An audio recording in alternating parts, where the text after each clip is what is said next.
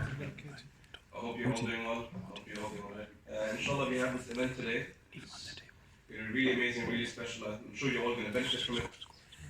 Many Muslims have a sort of misconception in their lives, in uni, and what am I going to do in job? How am I going to fare in job? How am I going to make time for prayer, make time for salah? How am I as a Muslim going to be judged in job? And so here we've got three amazing speakers to deal with those issues and to deal with other issues as well. So we've got three speakers here.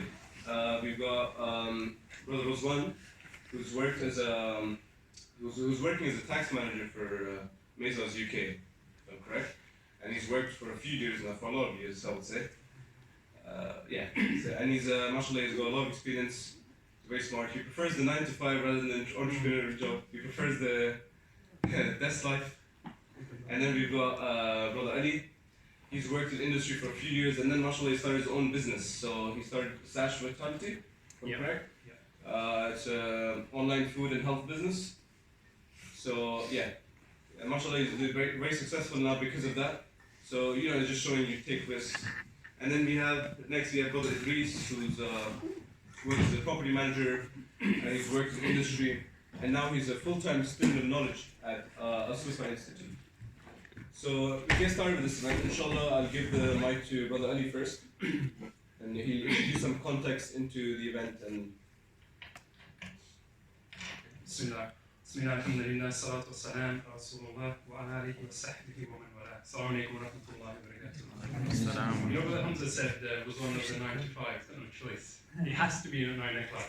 Right? And today, inshallah, we're going to give some context to the different options that you guys have. So, as you can see, we guys met about 10, 12 years back, so we're all ex-Amirs of Al-Maghrib. So we met predominantly at Al-Maghrib, and that's where we went to the same university in Idris, but we didn't know each other that much.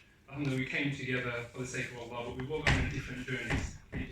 So it's been a couple of years now we've been discussing an event like this, which is, all of us have been through different life paths, and we've come to where we are now. And throughout that, we realised that all you uni students will go through the same path of journey as us. A lot of challenges, a lot of confusion, a lot of decisions you guys have to make. And I think it's time, actually, we said that we gave back to you guys, so actually you guys can learn from us and hopefully make those changes in your lives. And also, actually, if you guys need to pivot, it's never too late to pivot, right? So, we've all come from an industry background. We've gone in completely different, unique ways, alhamdulillah, and it's great for all of us. So I think today is about putting giving you guys some options, right, and alternatives to what you guys can do. I'm not here, and we're not here to say do this, do that, go to university, don't go to university, start your business, don't start your business. But it's good to see the different options available, right? Because how many times have you been to a court where you really get someone student of knowledge, someone who's got the business, someone who's seen it in their workplace, and alhamdulillah, all of them are trying to practice Islam as best as they can. You don't really see many events, right? And inshallah, I think at university is a critical time in your life. So inshallah, we're hoping that this is very beneficial. It's the first one that we've done. I have to say feedback, inshallah, so we can transfer this out to the students, inshallah. And like I say, the main context of this is to give you guys some alternatives and options that you guys can consider, inshallah. So without further ado, I'll pass it on to Idris. Just a bit of context from the Idris, mashallah, makes him at university. He's on placement at Microsoft University, but Microsoft worked at Atos. He made a sacrifice, and he's going to tell his story and his journey. He made a sacrifice for the sake of Allah to leave work, to leave that security of getting a paid job, and actually sacrifice that for the sake of Allah. And there's not very many people that do that after they've got employment. Generally, people, they study their deen after university, and then they come back and try and find employment. But he left all that for the sake of Allah. And it's a very unique journey, but inshallah you'll see a lot of insights from how he did it. And that's the key thing, how he did it. He didn't just throw everything and just jump into it. And I think there's a lot to learn from him. So inshallah, I'll pass it over to Idris, and then we Roswan and myself, inshallah, and then we'll sum up, inshallah.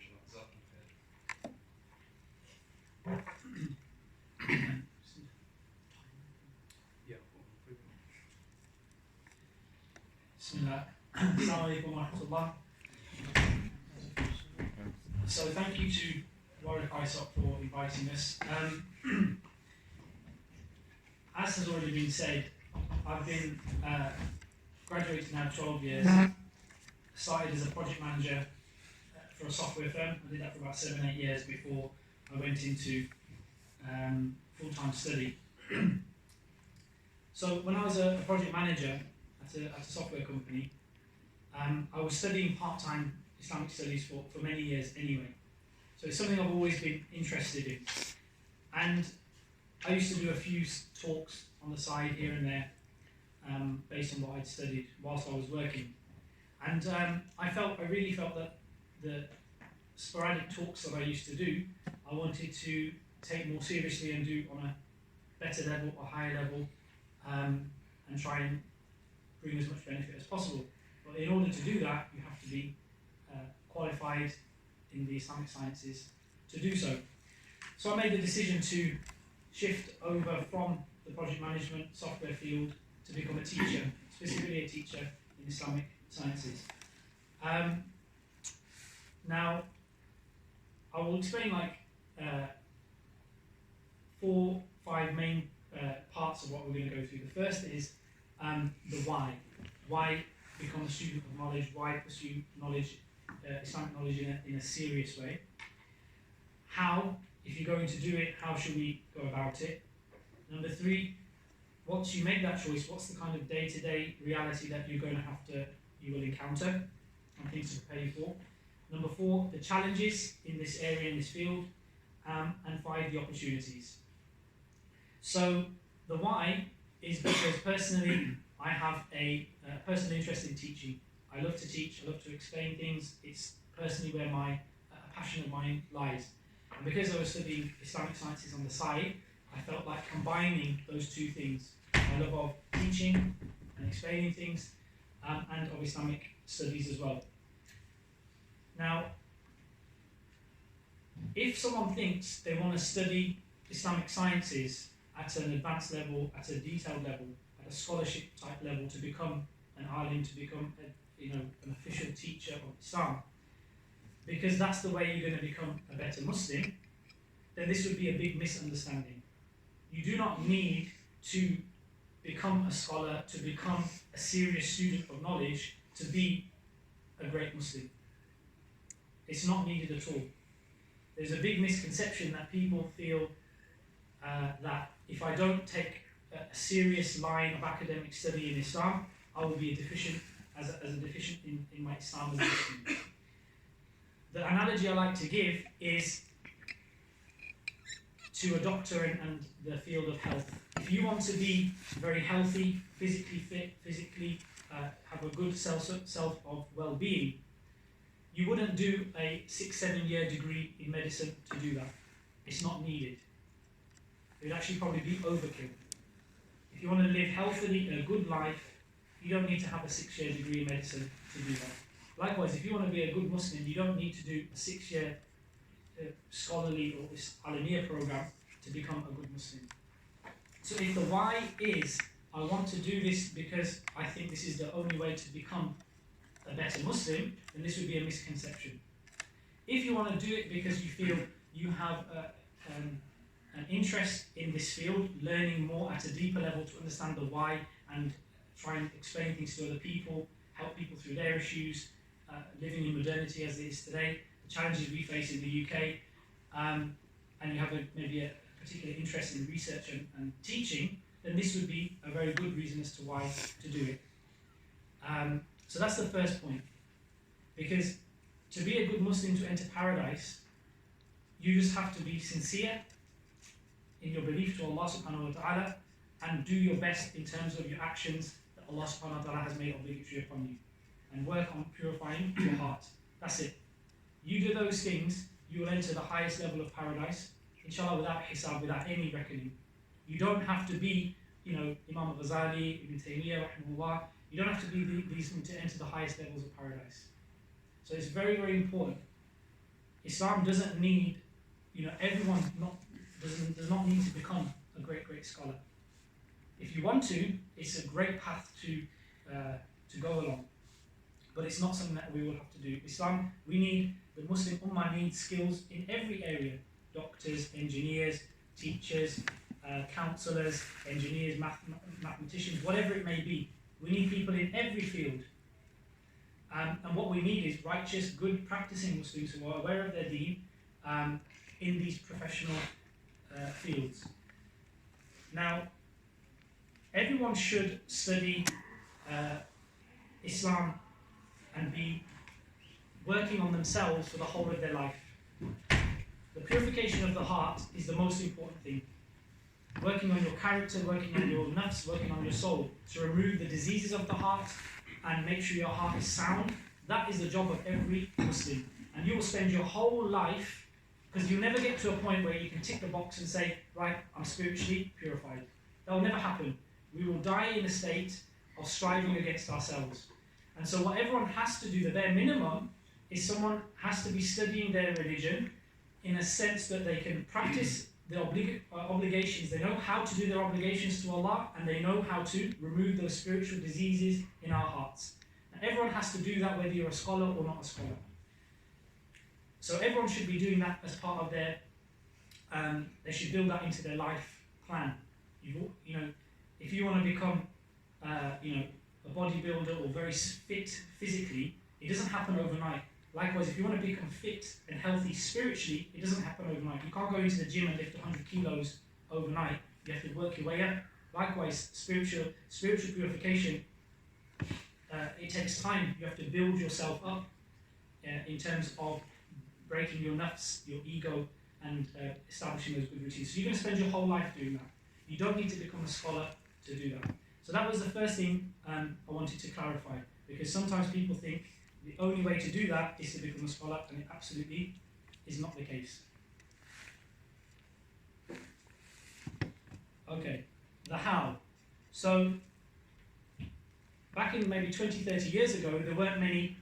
If you choose to now go in this field, this is something you want to do. How do you go about it? Do you go abroad or do you study here?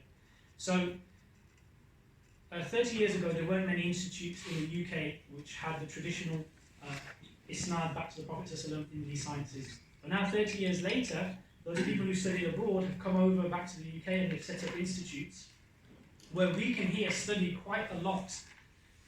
Like I'm studying at a place called Sufa. All my teachers studied abroad in Pakistan for like 10 years and all around the world, and they've come back, set up an institute, and they're teaching the Alamiya program, official.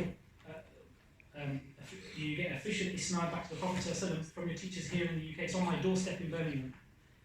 So what I would say is there's a lot of opportunities to study here in the UK. You shouldn't necessarily think you've got to go abroad straight away. There's so many students of knowledge and teachers who have come from abroad to the UK. In every city there's so many learned people. So if you want to embark on this field, look locally and take as much as you can from your local teachers, be it an official institute, or find a teacher that you can spend maybe 5-6 years studying with on a part-time basis or a full-time basis locally. Once you've done that kind of in the UK, you've exhausted everything you have in the UK, then you can look to go abroad. I'm not saying this is the only way, but this is the way I'm doing it. Once I finish, I graduate in 2 years, inshallah, and I'm already planning what I'm going to be doing. There's a couple more courses at Cambridge Muslim College by Sheikh Abdul Hakim Murad. I'm maybe considering to go to Jordan to further my Arabic and fiqh studies. I potentially do a Hifz course afterwards as well. So these are all plans I'm doing afterwards. But right now I'm on my doorstep, 5 miles from my home, studying 6 years of advanced Alamiya and Ulum al-Islam. So to go abroad when it's on your doorstep, it may be a waste of money as well, because you can do as much as you can at home and then look to spread abroad. The day-to-day reality, sometimes people watch lectures and they think, wow, they get a big iman boost and they feel really close to Allah, alhamdulillah, that's great. If you think when you go on this 6-year Alamiya program, you're going to feel top of the world 24/7, 7 days a week, that's a misconception. Some of the things that you study are really technical, dry, kind of nuanced differences on language, like the word kul. Does kul mean everyone, or are there any exceptions? Can you do takhsis of the word kul? You go into the language of just the word kul, and you go into such minute detail of how the Arabs use kul, etc., etc. You're not going to get an iman boost from that. And so people who just want quick iman boosts, the 6-year line of minimum of study is not for that. If you want to really develop your knowledge, a deep understanding of the sources of Islam at a real root core level, you will get that spirituality, but in a different way. It won't be those kind of highs and then that's it. You'll have those times which are quite dry subjects that you're studying, but you will, through that, build a deeper sense of meaning and spirituality in a different way. So it's important to understand on a day-to-day basis, you may get bored, you may feel like quitting. Like one of my teachers said to me, he felt like quitting 3 times a year, coming back to the UK. Shaitan will always come in. So day-to-day, it's not going to always be, amazing. It's going to be hard. And so you have to bear that in mind. It's not an easy thing for us to get into. If you're willing to do the long, hard struggle, it'll be worth it at the end. You'll understand your religion in a deeper way, and you'll be able to answer people's questions, and you won't rely on other people as much. You will be able to answer these things yourself, and you'll be able to research them yourself. The challenges, some of the biggest challenges, I think, are financial, because I went from a very good paying job as a software project manager to nothing. And so I've had to, alhamdulillah, me and my brother, we do some property renovation and renting out property, so I managed to get money on the side doing that, and we're trying to build that as a business on the side. But one thing you will struggle with going in this field is finances. So if you can get, some people get sponsors, if you can get someone to sponsor you as a student going abroad, and then what happens is they'll sponsor you to go abroad on the condition when you come back you'll spend maybe 5 years in the community with them teaching, and they'll pay for everything for you, so that's another way. But challenges, finances often an issue. Marriage, I'm married, I've got 2 kids, so providing for them is an issue. Any movement I do, like if I choose to go to Jordan or abroad, I'm probably going to have to leave my family here and go abroad. I can't take my kids out of school. So these are challenges mainly to do with family. And they're your biggest support. Without support, I would not be able to do what I'm doing without the support of my family. It's going to be your surrounding structure of people around you that are going to help you in this endeavour, be it your community or your direct family. So these are some of the challenges you will find. The other challenge is the burden of responsibility that's on your shoulders. The first 3 people to be thrown in hellfire are the scholar, the martyr, and the person who gave a lot of charity, or another narration who read a lot of Quran. Why are these the first 3 people to be thrown in hellfire? Is because they did it for worldly fame. And specifically here, the scholar, the biggest challenge is, thinking and making sure you are sincere, that you're doing it only for Allah's sake, not for fame, not for position, not for power. It's a big challenge. It's a struggle all the time. So that's a challenge. But the opportunities are quite varied. You can, once you study, let's say, a traditional, what I'm doing is a Darul Uloom type institute madrasa, many places recognise prior study. So for example, here at Warwick, they've got a Masters in Islamic Education, and so they will recognise 7 or 6 years you've done, let's say, a madrasa or private study. They will recognise that and allow you onto a Masters in Islamic Education.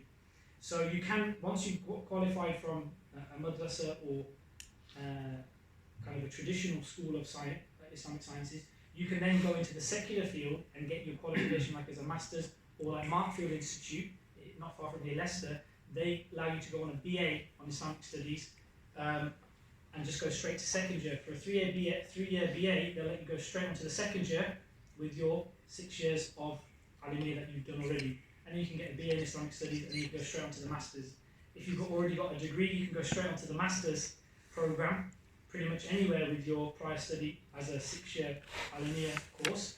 And you can do a Masters in Islamic Philosophy or Islamic Studies.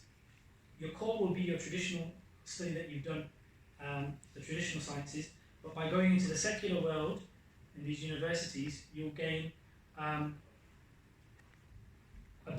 you'll gain a different view of things, how to research in a different way that we maybe don't learn in the traditional way, but you'll get the paper of recognition, so that's an important thing you can have. Once you have that, you can then go into further research into a PhD, or you can become an official teacher, and then really it's just about how you plot your specialization, because again, medicine is a good example for the Islamic sciences because when you do 6-year degree, you're a junior doctor. you then need to probably spend another 10 years specialising to become a consultant in a particular field of specialisation. So Islamic sciences are very similar to that. After I've done these 6 years, I'm a junior. I'm a very junior student of knowledge. I need to then specialise in a particular area for the next 5, 6, 7 years, be it in fiqh. And then in fiqh is very wide. I could do specifically in finance, or I want to do it in healthcare, or you want to do it in whatever it might be. But within fiqh itself there's very many specialist areas you can go into. But you have to then choose an area you want to specialise in, just like medicine, and make it your focus for the next 7 years. So when you graduate, it's not the end, it's the beginning. And so if you embark on this life, it's like a 10-year training program, if you want to say. It's not a small commitment, but if you do it, Allah subhanahu wa ta'ala will give you so much honour.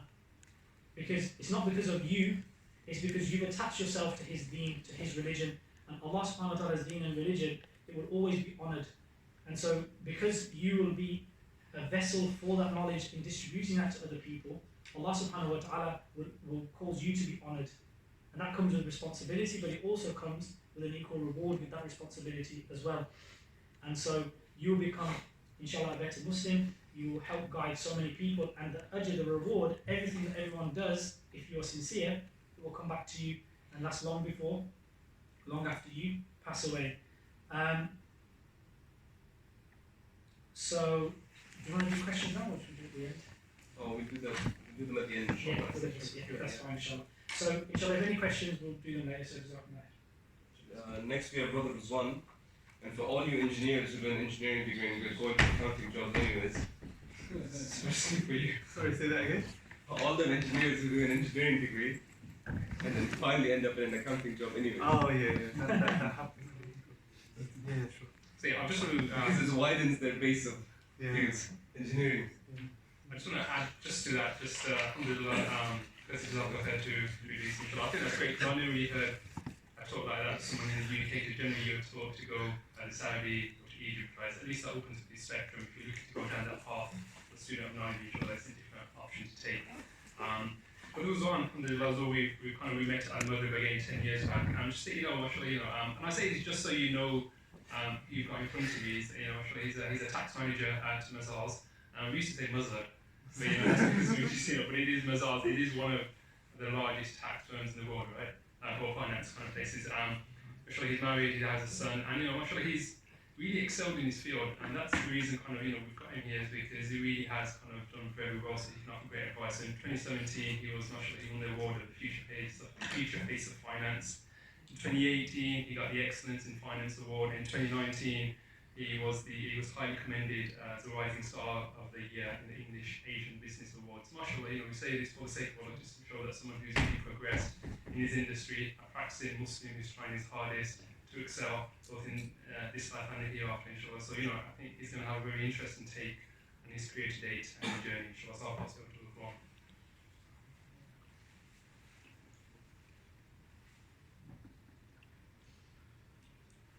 Assalamu alaikum, everyone. First of all, Jazakallah khair, Warwick University, for inviting us along today. And Jazakallah khair, Saj, for the introduction, and Idris as well for what he said already. Actually, hands up, who is looking, what kind of variations actually do we have of what you're looking to go into after university? So anyone want to start off, what do you want to go into after university? Go on, do you want to say something? Yeah, go on. I was just going to say engineering. Engineering. Good. And anyone else? I'm going into the tech field. Tech field. Yeah. Confident. Thank you. That's the agriculture. Agriculture. Yes. MashaAllah. Very good. Engineering. How about any of the sisters? Law. MashaAllah. Finance. Interesting. Anyone else? Diplomacy. MashaAllah. Very good. It's interesting because I want to kind of get a kind of taste of the different things that people are wanting to go into after university. I know, mashallah, Hamza is looking to set up his own business, mashallah. So we've got different people going into different things. What I would say is my journey I want to kind of start off talking to you about is really starts from university. So I went to the University of Birmingham. I know Boots, competitor and all that kind of stuff, but alhamdulillah, I did accounts and finance there. Studied accounting and finance. Now, really, initially, I wanted to go into art. That was my thing. I wanted to do art. I was the person that was constantly drawing, painting at sixth form and school. It was my thing, but then I realised I ain't gonna get paid for doing art. So then I was like, I gotta do something that's gonna make me some money. So then I thought, someone said to me, go into accountancy. So I thought, okay, alhamdulillah, I'll give it a go. Studied maths at A level. I thought, done maths, surely it counts as a natural progression. Started the accountancy and finance degree, realised it's not a progression from maths at all. It's nothing like it. Anyone studying accounts and finance here? Okay then, would you agree with that it's nothing to do with the numbers? Yeah, I agree. Exactly, it's nothing to do with numbers. So I realised that advice to go into accountancy wasn't the right thing for me. But you think, 1 minute, you're saying that, but you're still in finance, when you studied an accountancy degree, it was useful, but I realised it wasn't the thing for me. So I wanted to try and find something within the finance space that was going to be something more suited to, something that I wanted to do. Finance is such a huge, accountancy is such a huge umbrella, finance is such a huge umbrella. There's lots of little things you can go into, specialisms you can go into within that. I graduated with it in 2008. Does anyone know what the big world event was in 2008? The crash.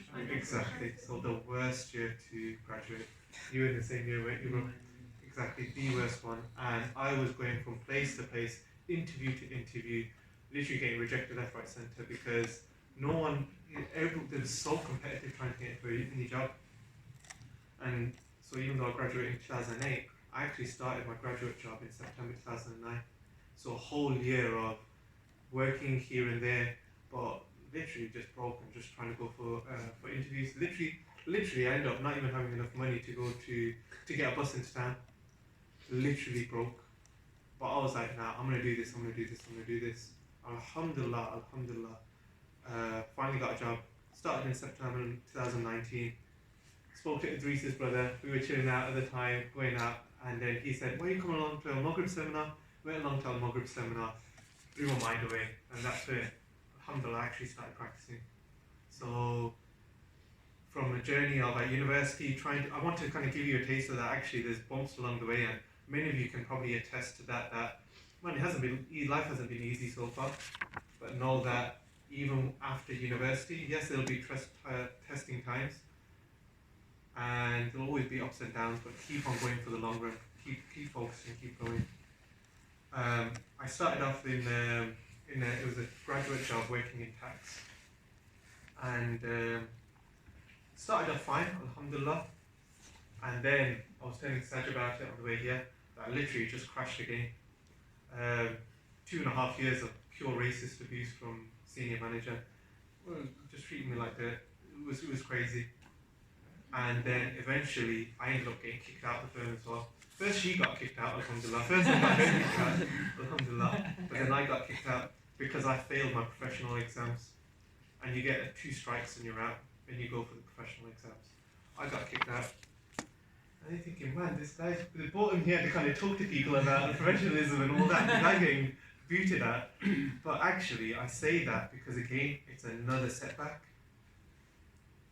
But alhamdulillah, the biggest blessing, not the biggest, but alhamdulillah, it was a big blessing that then I got a job opportunity at Mazars. And Mazars, alhamdulillah, was a huge opening for me. And it's crazy that 4 years, exact date, 4 years to the date that I found out that I lost my job at my previous firm, 4 years to the exact date, it got announced that I was being shortlisted for Future Face of Finance 2017. How does someone go from just being kicked out of a firm, told that you're nothing? And alhamdulillah, it was the biggest blessing. Allah subhanahu wa ta'ala just opened up doors for me. And again, I say it because trust me, even when you're at your lowest, and you'll have it at a time when you're at university, keep going. Dua and hard work, nothing compensates for that. You can achieve absolutely anything. Alhamdulillah, at Mazars, doing well and progressing. And yes, it comes with its own challenges. And alhamdulillah, awards and everything like that, it's a huge blessing. Alhamdulillah, it's given me opportunities to be in places of influence. So alhamdulillah, I'm also on the exec board for the Asian Business Chamber of Commerce. Inshallah, let's see, starting my 5th term on that board as well. But again, it gives you opportunities to do that. So again, I know I've gone into a lot about my journey, but I thought it was useful to kind of say that, look, no one's perfect, and I'm far from perfect. I've had my struggles, but know that just keep driving forward and keep moving, keep trying to excel, inshallah. So why would I recommend a career, a professional career? Now, I'm not saying that this is completely opposed to the other things, but I'll give my kind of stance on it. For me, it was about, yes, the security part of it was huge. It was a big thing. But for me, it was about having a journey that I could follow, a path that I could follow to keep excelling within myself. And this isn't a slight on anyone that has kind of gone out of career and then gone down different paths. Definitely it's not. I respect them just as I do everyone else. But I've seen it from some people that they'll do it, they'll go into something else. Like, for example, they got the ACA qualification, Chartered Accountancy qualification. I'm just going to set up my own practice now. I'm just going to go and do my own thing. And I'm like, you've had an opportunity to really excel within these big firms and to get to real positions of influence. Utilize it. Don't just kind of give up on that, because a lot of people, they do give up because the glass ceilings are there. Of course they are there. But just because something's hard doesn't mean that it shouldn't be pursued. You're at Warwick University, you guys can all attest to that. That just to even get here and get your going through your degrees, it's hard. But it doesn't mean that you don't pursue it. Likewise with your career, you're going to come up against difficulties, keep pursuing it. Because when you get to those positions of influence within these big firms, alhamdulillah, Mazars, it's like 8th largest accountancy firm in the world. It's a huge firm. When you get to those positions, you can be, actually I can give an example. How many of you can name well-known practicing Muslim businessmen or women, sorry, businessmen or women? Can you name any?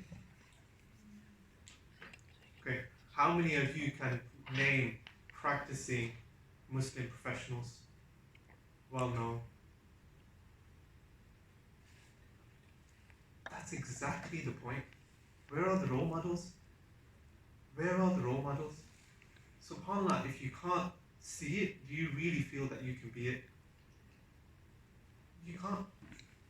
And we need those role models in those positions to help uplift other people. Like you're saying, mashallah, some people want to go into engineering, tech, finance, diplomacy, your own business. You want those role models that you can emulate, saying that, look, these guys have achieved that. And by just working, yes, it's a lot of sacrifice, you can, inshallah, be that example for other people. For me, my reason, one of the reasons as well, is that it gave me an opportunity to learn skills that I can give back. So being a tax advisor, helping people save tax, essentially. Everyone likes to save tax. Come on, Yara. Everyone likes to. Actually, you guys at university, you probably don't realize that at the moment. But yeah, when tax starts coming out the pay packet, it hurts. So if you can help people save tax, it's huge. And in the Muslim community, I realized that, subhanAllah, after I failed my exams, I realized I have to be doing this for more than just trying to gain a career. And realizing now that, I remember it was from the course that you and I attended with Reese, the Numan Al Khan one down in London.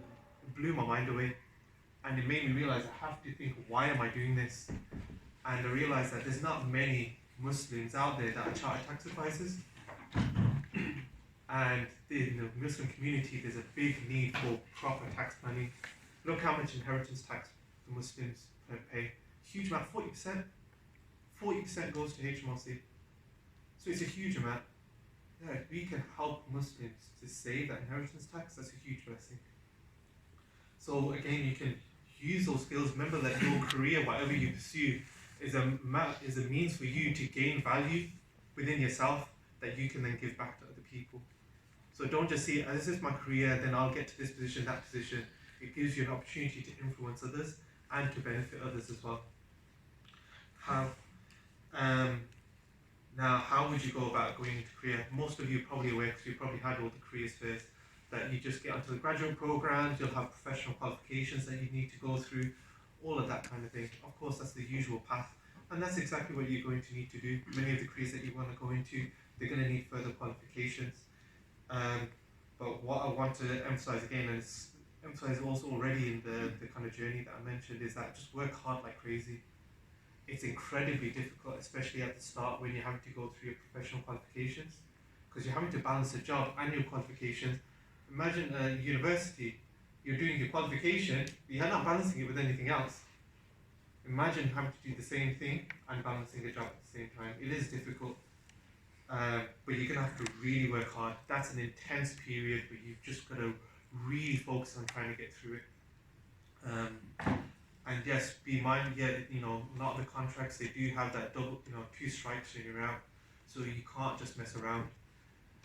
I see a lot that people step out of university and they go into graduate jobs and they're carrying on like they were at university. You're like, come on guys, you're going to have to now start being professional, start taking things seriously, because this is the rest of your life. I've seen people that have started at Mazars and they've been kicked out within 6 months. Because these guys are just messing around. You're like, sorry, you're out. You guys are not going to take this seriously. And now that guy will be struggling where else he goes, because now it's it's marked on his CV. It's marked 6 months at a graduate place. There's no other reason other than the fact that you just weren't good enough, or you were messing around. You've really got to start being like, okay, I'm going to be professional about this now. This is the rest of your life that you're building, so go about it in the right way. Day to day, yes, it's difficult. There's some long hours at times. Find a firm that will allow you to maintain a balance. And alhamdulillah, I'm glad that Mazars allows me to do that. I can work whatever hours I want, so it's not just a 9 to 5. Not just a 9 to 5. But alhamdulillah, like I get in early in the morning, and I can then leave at whatever time I want.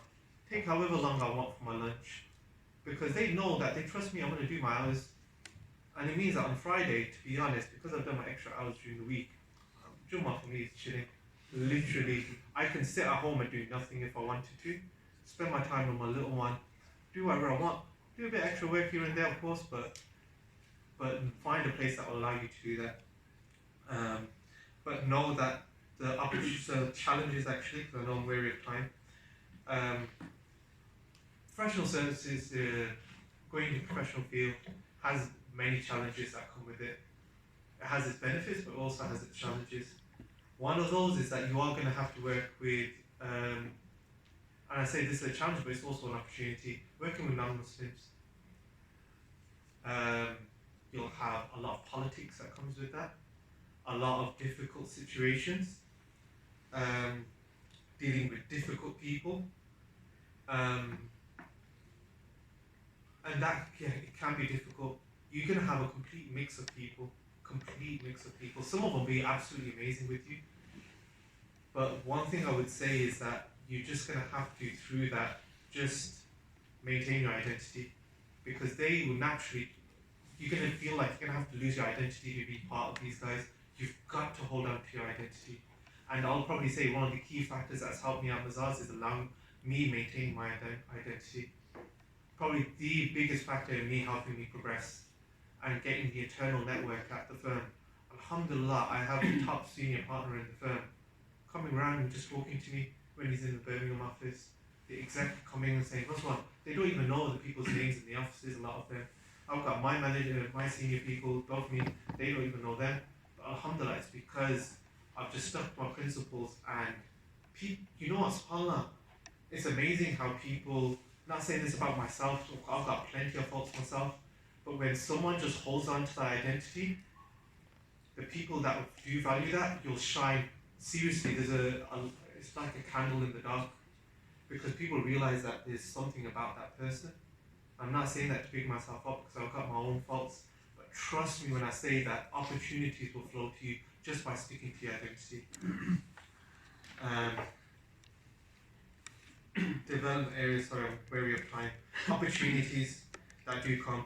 You have so much opportunity to give back through being in professional services, through gaining value, gaining a specialism. You can give it back to the community, give it back to the Muslims as well. But also there's an opportunity to give dawah to Muslims as well as non-Muslims. That's such a huge, and I mean dawah, not just in okay, here's a desk and people come over, I'm going to try and convert this person. No, it's not. literally, I'm not even joking, many of the people in the office, the non-Muslims, do you know that the only Muslim that they'll come across is the person that cleans the toilets? Literally, I'm not even joking. In our office, there's a number of Muslims, Muslim women that are just cleaning the toilets. Then how the hell are they going to respect people? How on earth are they going to respect Muslims? And now, alhamdulillah, we have a Muslim woman that inshallah subhanahu helps with the process, that will now become a director of Mazars. She'll be the most senior Muslim woman, and she's a hijab-wearing woman. Wasn't practicing when we started, and alhamdulillah now she fasts 2 times a week. That's because of the dawah, that's opportunities that are there. Literally by just connecting people to Allah subhanahu wa ta'ala, just reminding them of Allah subhanahu wa ta'ala just for a split second during the day.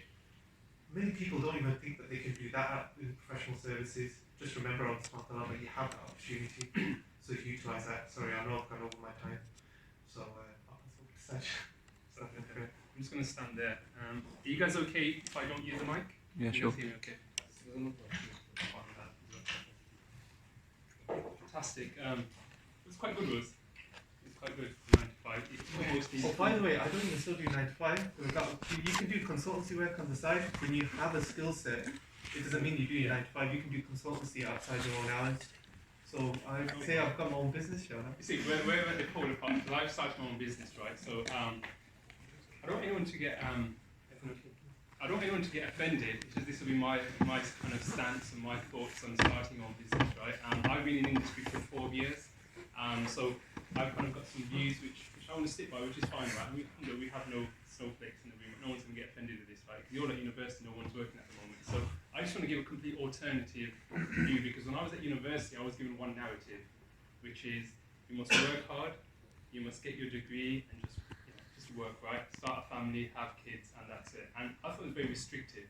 And is that the narrative that most of you guys are kind of following, right? Just come to uni, get your degree, get a job, and whatever comes, right? Or not? Has anyone here got any aspirations of starting a business? Just put your hands up. Like serious aspirations, right? 1, 2, 3, 4, 5. Nice.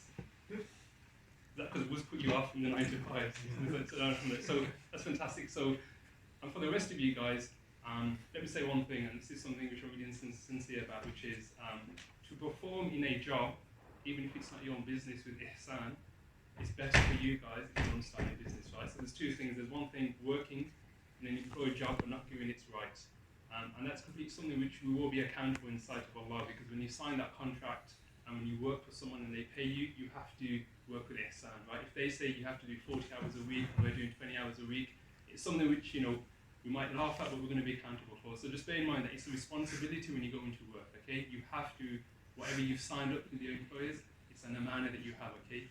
And this is where the beauty of starting business comes up, is because it's just you, right? And you can do what you say. And I'm just going to give a complete journey of where I started, where I am now. And inshallah, then the decision is for you guys to take these alternatives, introduce myself and what was given, and inshallah then decide what you guys want to do, because it's not going to be an overnight fix. So, I graduated from Aston University Business School in 2006. So alhamdulillah, I started practicing at university as well. I also found my wife at university as well, so there's a lot of things. Got the degree, and I got married just after university as well. So for me, university was a very nourishing experience. It's fantastic, phenomenal. It's where I found my identity. Before that, I was a bit of a player. I didn't really have much kind of focus in life, and just a standard Pakistani kid, right? I graduated in 2006, and I went straight into industry. I got a job within 6 weeks or 2 months. And I needed to get a job at that time because I was engaged and I had a year to kind of just save up for the wedding and everything. So I went into a job. Now I went into a job which was working for a consultancy which was in IT. I kind of fell into that job, and for 8 months I had to travel every day to Oxford. Every day, so you're talking 4 to 6 hours driving every single day for 8 months. And to be honest, so my start off in that kind of industry of that kind of paid 9 to 5 job was a bad one anyway, because after 8 months I hated it. I completely hated it with a passion. I say that company, and it's going to be interesting, right? But it gets better, right?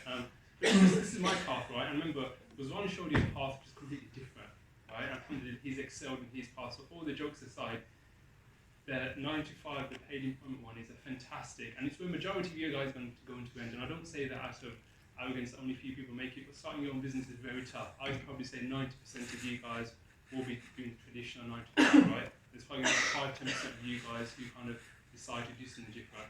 So I started that then. I worked for that company for about 5 years. Alhamdulillah, you know, I thank Allah. I was, how do you put it? I was unfulfilled in my job, but I excelled in my job, and that's just down to the mercy of Allah. You know, I worked for BBC. You know, think what you want of the news, but you know, I worked for BBC. I worked for Eurostar. They paid for my food, my bills, my house. For 5-6 years, I was living on free. It was autopilot, so the pay was good, fantastic lifestyle, right? But I was still unfulfilled. I just didn't. For me, that 9 to 5 thing wasn't anything amazing. So I moved. I was in London, then I moved to a place called Warrington. Any of you guys know where Warrington is?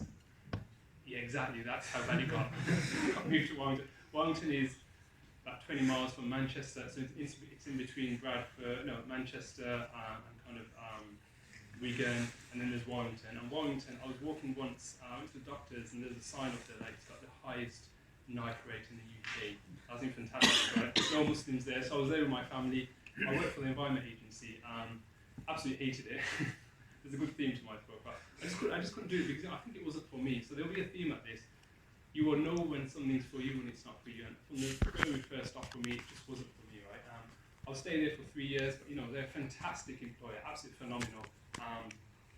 Now, as Muslims, when you work in the workplace, and I'm not going to cross over from what I was saying, there's a lot of challenges in there, right? Something simple as doing wudu, right? You know, foot in the sink. When you get to work, it's a whole new level. Here, you're surrounded by people who pray, right? Imagine being there professionals and someone walks in and you're doing wudu, right? It's quite awkward, right? It really is awkward, right? And these are things that you guys will face, right? And surely you can overcome them, right? And we'll have a Q&A about that later. So I'm restricted, right? Although mashallah was gets Jummah off, right?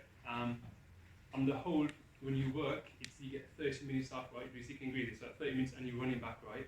Yeah, you don't get to really pray sunnah sometimes. When it comes to salah in the winter time, game over, right? You didn't say that, right? In the Dhuhr, Asr, and Maghrib, right? They think you've got kind of bladder problems. That's what they think, honestly, because you're just walking in and out, in and out. You have to explain to them, I'm going to pray, right? It is. Sorry. Just saying, you know, it's very restricted, I found, you know. And truth be told, right, you've got, sorry, boy, that joke didn't offend you. Okay, so, you know, I just found it restricted, and that was for me, and I had 2 kids on the child, also one kid was born in London, one was born in Warrington. So life was a bit just all over the show. And I got married straight after university. I had kids straight away. I've got 4 kids now, but 2 whilst I was kind of moving around. Then about 2016, it came to the point where I kind of had enough. I've been working in the industry for 12 years, right? So just to let you guys know, I worked to get some money. I was in the industry for 12 years, and to be honest, I'm proud of the fact that I had a good reputation and I worked quite hard. So irrespective, going back to the point that even though I might not have liked it, we have to kind of honour our agreement with people, right? So honestly, I see a lot of guys come in and really they don't give the workplace its value. Remember, it is an amana, right? You have to uphold, right? So if you guys inshallah are going to be the representatives for the Muslims, you guys have to really kind of hold that bar quite high, right? 2016, I was looking to start a business. I was just looking, just like Hamza, just thinking, just looking, just dreaming. And I just for 1 second, when someone says to you guys that, you know, I'm an entrepreneur, I have a business, what do you guys think? It's just for my peace of mind. What do you guys think of that person, man or woman? You just work at home on your laptop. Work on a laptop, and you said, brother? I said Dragon's Den. Dragon's Den, oh, fantastic, okay, fantastic. On the sisters, anyone? What do you guys think? If you said, okay, there's an entrepreneur. Get to travel a lot.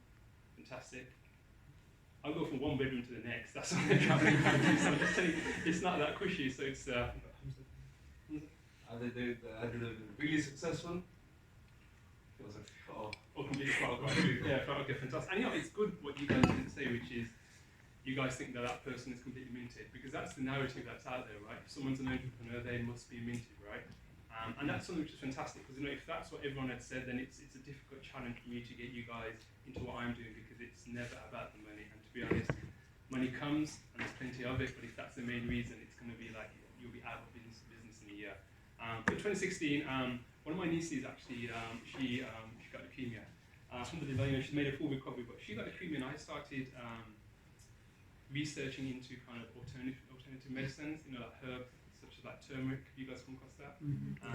Haldi, which is haldi, right? Yeah. So it's, and that's what everyone did. They laughed, but they're not laughing now. You know, when I saw turmeric, everyone used to laugh at me, every single person. So I started looking into turmeric, and there's a lot of brothers, mashallah, very successful right there now, that were making basically a good few million on Amazon and offline. And you know, there's a good group of others that said, you know, guys, it's time for the Muslims to excel, and inshallah, you know, kind of be successful in business, make that money, and give it back, right? And you know, I also went 10 years back. Me and Idris went to. Do you guys know Sheikh Muhammad Sharif, founder of Al-Maghrib? So effectively, me and Idris went to something called Nishiwa, which was effectively about leadership and starting your own business and kind of mapping out your life, right? And just so you know that this kind of this fire that I had to start my business was about 10, 12 years back, right? So it takes a long time, like 12 years is a long time to kind of bring an idea to its actualization, right? So that's about 10 years back. So in 2016, my niece had leukemia, I was looking into alternative medicine, Amazon was an opportunity, and I came across turmeric. And I was like, fine, it's a great combination, right? Let's try and sell it. Prior to that though, I must let you guys know, for 6 months, I was doing nothing but reading into Amazon. 6 months pure, you know, night and day, just reading, researching, getting the account set up. I worked hard, you know, bear in mind I had 3 kids as well, so I had to sacrifice a lot of time for my family as well just to get things moving. 2016 I set up, alhamdulillah, you know, I thank Allah because I think it's something crazy like 90% of businesses fail in the first year, and then after that another 90%, something like a crazy percent, you know, so the chances of succeeding are very low, right? And our first product did phenomenally well. You know, we basically, I'm not going to plug the business, but you know, we based everything up on quality, British manufacturing, manufactured in the UK, or organic certified, vegan certified, you know, we were amazing. So we did fantastic. Fast forward 3 years, 2019 or 4 years, 2020, we've got like 11 products now. Alhamdulillah, we're doing fantastic. Very successful. And you know, one thing it's given me, which I think, if I'm really honest, the workplace could never give me personally, is the flexibility. You know, I honestly felt as though I was trapped. It was kind of like, you know, you have to come in on a Monday and you leave work on a Friday, right?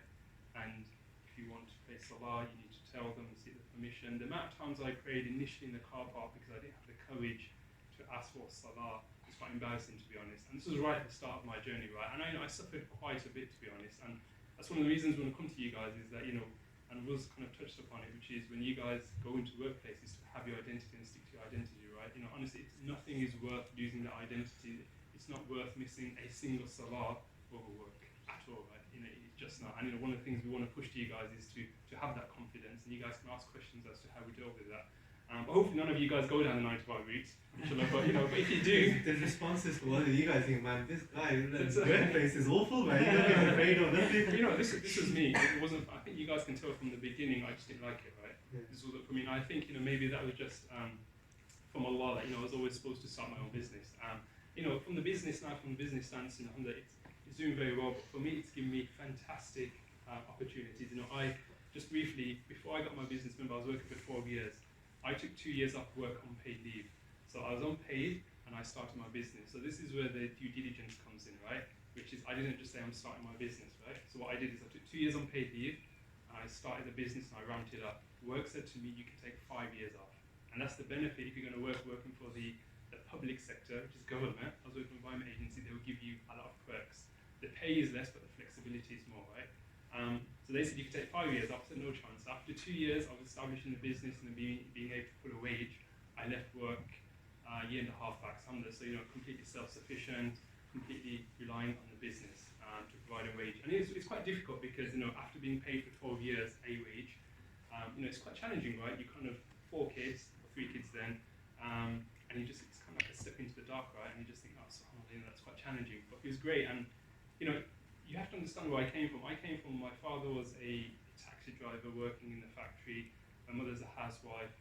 All of our siblings were standard kids, like nothing special about us. And the one thing which really kind of, which is amazing, because you know, my mum doesn't know anything about business, right? She's a housewife. 2 years back, I said to her, Mum, I'm a bit stuck. I don't know what to do, right? I'm making okay money from the business. I don't know whether to leave or not. And you know, my mum, coming from a traditional background of, you know, get a job, work hard, said, you know what? She said, just put your trust in one to do it. I was like, phenomenal. You know, and it shows that you sometimes need that support and you need that backbone, right? And for me, because my mum knew nothing about business, And she, generally I'd have expected her to say that, no chance, keep that job. She's like, just put your trust in Allah and do it. And I was like, awesome. So, these are the little things throughout the journey which kind of help you along, right? Which you need to kind of take as, good signs, right? So I kind of left work then completely, and there's been no looking back. Just quickly, the day-to-day reality of working for yourself, the traveling system, I can travel as much as I want, but I'm limited with kids, right? So this is different, right? If I didn't have kids, I probably wouldn't even be here. I'd be traveling the world, right?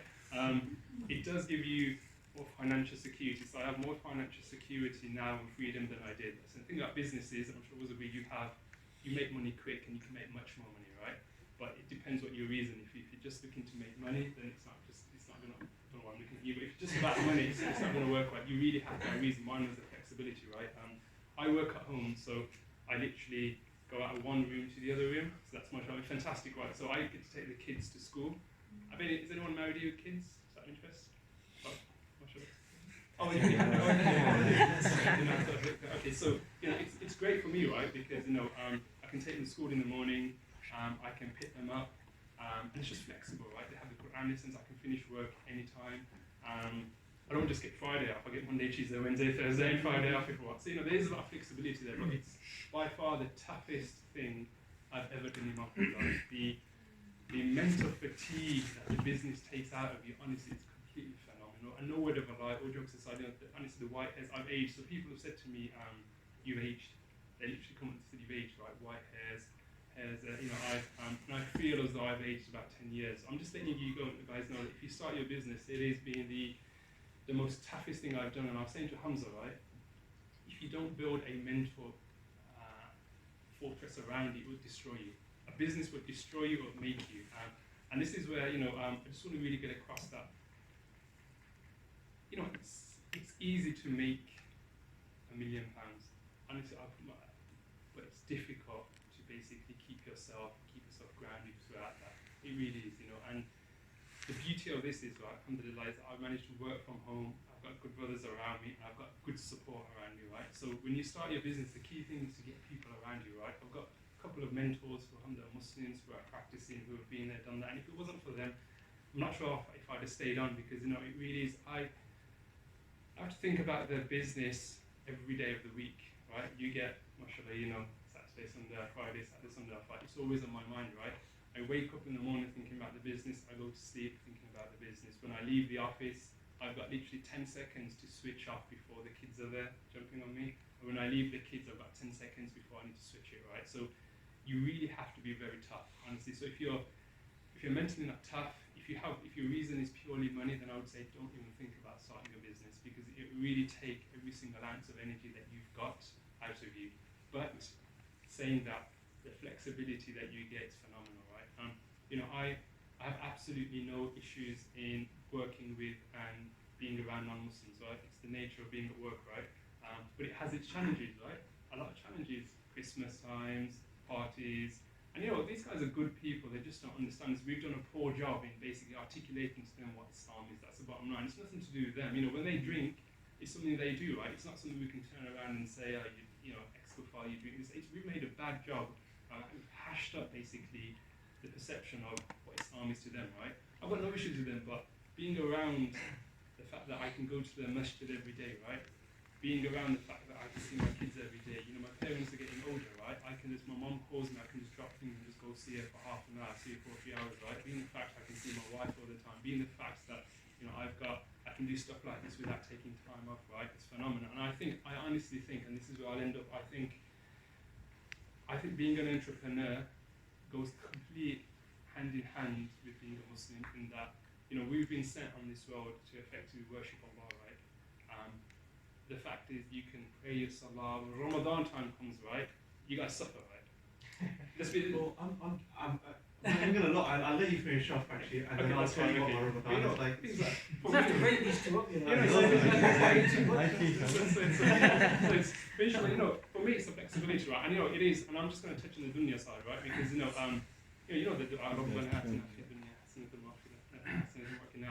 right? So good in this life, good in the hereafter, right? In this life, you will get much more money, right? Complete hands down, right? So this one, I'm just going to go straight in the dunya vibe, right? You're going to get much more money. you're going to get much more opportunities, you're going to get much more time to kind of spend time with your family, and you can retire early if you want, right? So if you guys are looking to make more money, to give back for the sake of Allah, and to excel your progress, I would say start a business. And my last advice to you guys is that every single one of you guys, whether you want to or not, you guys should look to start a business in your spare time at university. And if it picks up, it's by the grace of Allah. If not, then alhamdulillah, you're stuck in a job with a pension for the next 70 years. And if you live to see that pension, fantastic. But anyway, inshallah. So that's it from me, inshallah. So it's not going to end it.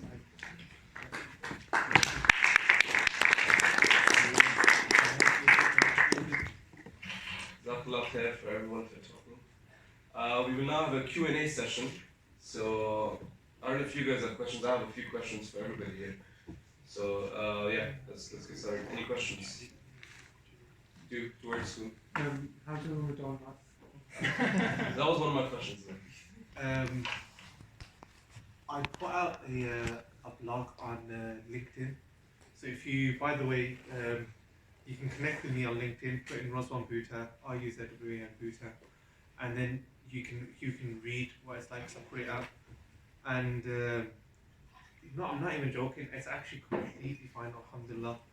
Straight after, you're going to think the opposite when I describe it to you, but actually you realize just how good it can be.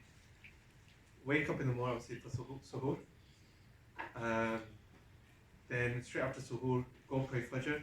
I should come back, little bit of time, relax. Then I can just start my work from home. Start my work from home around say 4 or 5 in the morning.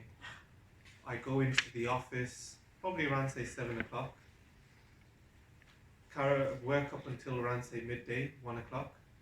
Back home, go and pray Dhuhr, go home, sleep. Wake up for Asr.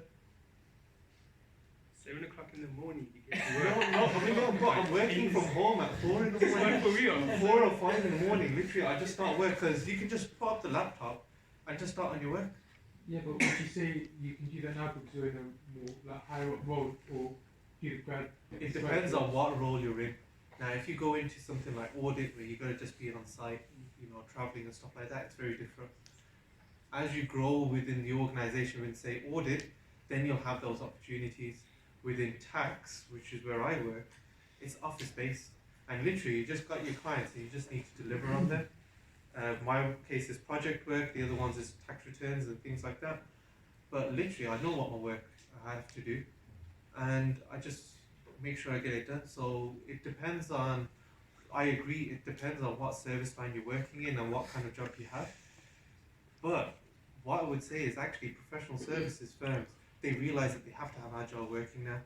People have to be able to have the ability to work from home for various reasons. Number one of the reasons is because of costs. They can't afford to keep on having these huge offices.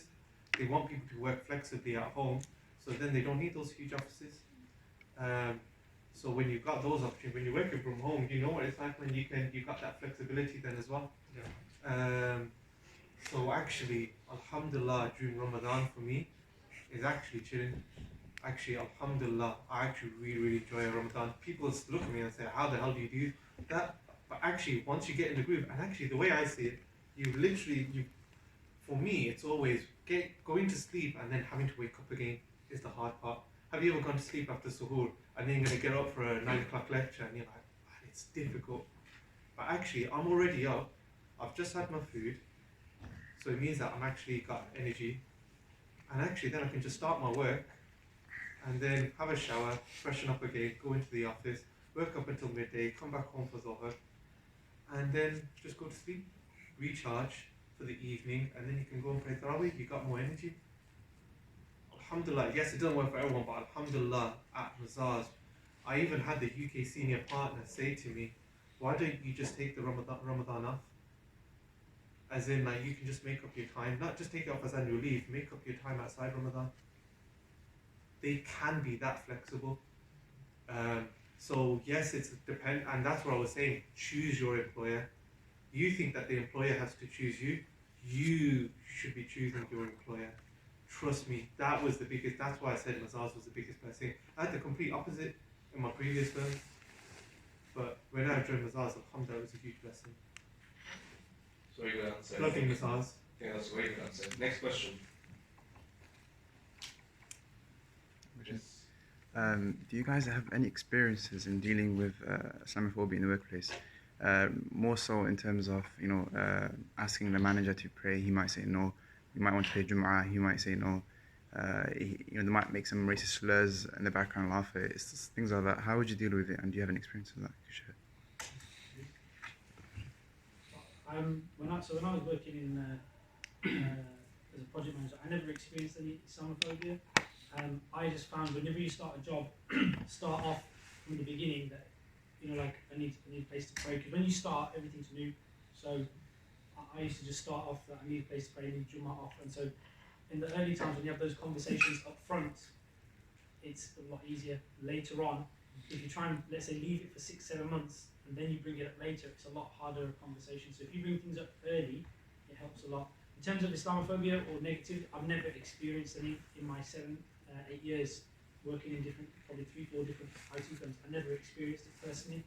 I don't know if you guys have ever. I didn't. I was just going to say in the back of Idris, there's not a single workplace that will really say no to you guys. So I'm going to be secure in the fact that they're completely fine, they're very diverse, they accept any colour, any background.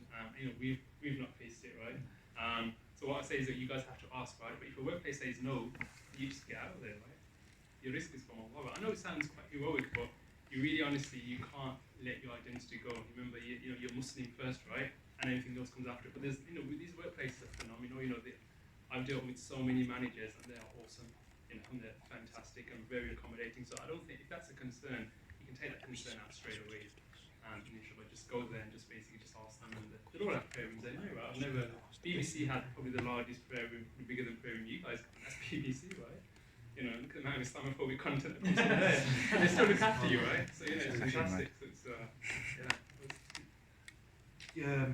I did mention, I had the racial abuse when I was at my first firm, and I wouldn't say that's going to be the case in every firm that you go to.